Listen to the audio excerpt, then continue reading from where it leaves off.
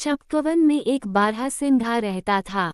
उस वन में कोई अन्य जानवर नहीं रहता था। चंपकवन हमेशा हरा भरा रहता था। कुछ समय बाद चंपकवन में एक बकरी आकर रहने लगी। बारहसिंघा और बकरी में धीरे धीरे घनिष्ठ दोस्ती हो चुकी थी। दोनों हमेशा एक साथ रहते थे। उस वन में एक लोमड़ी भी आकर रहने लगती हैं। लोमड़ी भी बारहसिंघा और बकरी के साथ दोस्ती करना चाहती थी, लेकिन उसका स्वभाव उन दोनों को पसंद न होने की वजह से वे दोनों लोमड़ी से दूर ही रहते थे। कुछ समय तक ऐसा ही चलता रहा। लोमड़ी अकेले ही रहती थी। एक दिन लोमड़ी के दिमाग में कुछ विचार आया। उसने पास के जंगल में जाकर कुछ जानवरों जैसे बंदर, खरगोश, सियार को चंपकवन में आने के लिए कहा। लेकिन लोमड़ी का स्वभाव सभी को पता था कि वो बहुत ही लालची और चापलूस हैं।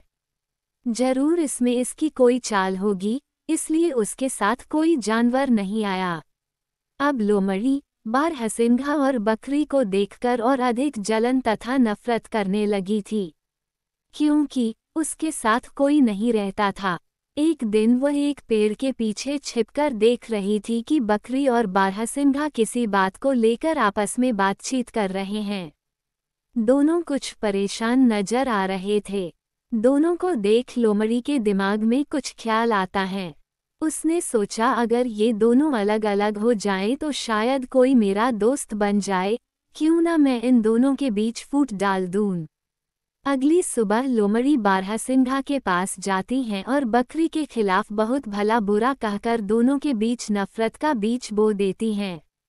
वो उसी शाम बकरी से अकेले मिलकर बारहसिंघा के खिलाफ बकरी को भड़का देती हैं। अब बकरी और लोमड़ी दोनों अलग अलग रहने लगते हैं। धीरे धीरे लोमड़ी उन दोनों को और भड़काने लगती हैं, जिसके कारण दोनों एक दूसरे की जान के दुश्मन बनते जा रहे थे। एक दिन सुबह सुबह बकरी नदी से पानी पीकर लौटी थी कि बीच रास्ते में उसकी मुलाकात बारहसिंघा से हो गई।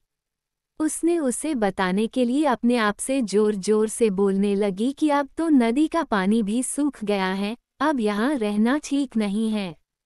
ये कहते हुए बकरी आगे चली जाती है, लेकिन उसकी बातों को सुन बारहसिंघा सोच में पड़ जाता है, क्या सच में नदी का पानी सूख गया है। उसने सोचा, चलो एक बार नदी तक घूम ही आते हैं। बारहसिंघा जब नदी के पास पहुंचा तो देखता है नदी उफान पर थी और नदी में बहुत सारा पानी था। बारहसिंघा को बकरी के ऊपर बहुत गुस्सा आता है। वह सोचता है कि अब बकरी मुझे इस वन में नहीं देखना चाहती है, इसलिए वह मेरे सामने ऐसा बोलते हुए गई हैं। बारहसिंघा गुस्से से भरा हुआ वापस वन में आता है और देखता है कि बकरी हरी हरी घास को खा रही होती है। वो उसके पास जाता है और दोनों में तू तू मैं होने लगती हैं। इसके बाद दोनों में लड़ाई शुरू हो जाती है। दोनों की सींग एक दूसरे को लगने के कारण लहूलुहान होकर गिर जाते हैं और वहीं पर दोनों दम तोड़ देते हैं। लोमड़ी यह सारी घटना झाड़ी में छिपकर देख रही होती हैं। इस तरह दोनों के बीच में तीसरे ने अपनी कूटनीति के कारण विजय प्राप्त कर ली।